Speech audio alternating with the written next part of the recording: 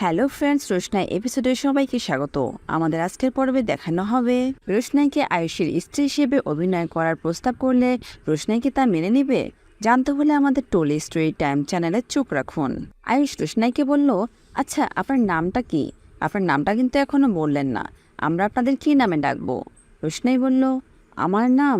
আয়ুষ বলল, হ্যাঁ, কেন আপনার নাম বলতে চান না আপনি? আপনাকে আমরা কি নামে ডাকবো? রোশনাই বলল, হ্যাঁ অবশ্যই, কেন বলতে চাই না, আমার নাম আমিরা।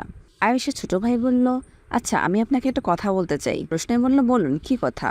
তখন তিনি বললেন, আয়ুষের স্ত্রী মারা গেছে, তার ডেড বডিটাও খুঁজে পাওয়া যায়নি। আপনি যদি তার স্ত্রী হিসেবে তার বাড়িতে যান, তাহলে আপনাকে বাড়িতে নিয়ে যাওয়াতে হয়তো একটু সুবিধা হবে। তখন রোশনাই বলে উঠল, আপনি কি বলতে চান? আয়ুষ বলল, না না, তেমন কিছু নয়। আসলে আমি বিদেশে পড়াশোনা করার সময় একটা মেয়েকে ভালোবাসতাম, ওর নাম মেঘনা। আমি বাড়িতে ওর কথা বললে মা বলল, তার পছন্দ করা মেয়েকে আমার বিয়ে করতে হবে।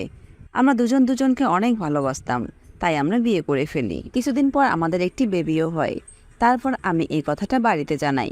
বাবা আমাদের সবাইকে বাড়িতে আসতে বলে, আর আমরা আসার জন্য দুটো টিকিটও কেটেছিলাম। কিন্তু মেঘনা বলল ওর মাসিকে একবার দেখে আসবে। ওর মাসিকে দেখে আসার সময় প্লেন ব্লাস্ট হয়ে ও মারা যায়, আর ওর ডেড বডিটাও আমরা খুঁজে পাইনি। আর এই খবরটাও আমাদের বাড়িতে কেউ জানে না। তাই আর কি আপনাকে বলছিলাম, যদি কিছুদিন অভিনয় করে থাকা যায়। একটা বাচ্চাটাও তো অনেক ছোট, যদি আপনার সাথে কিছুদিন থাকে।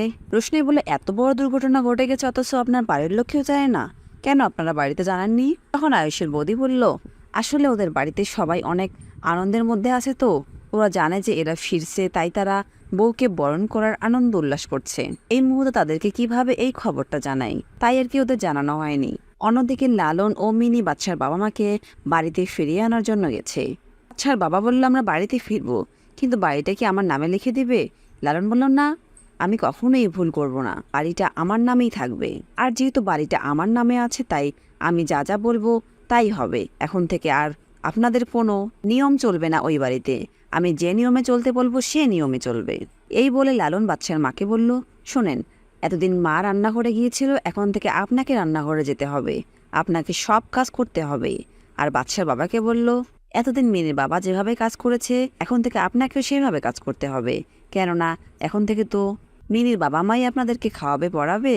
কিন্তু বাদশার বাবা মা দুজনেই নিরুপায়, তাই তারা মুখ বুজে সব কথা শুনে তাদের সাথে বাড়িতে চলে গেল।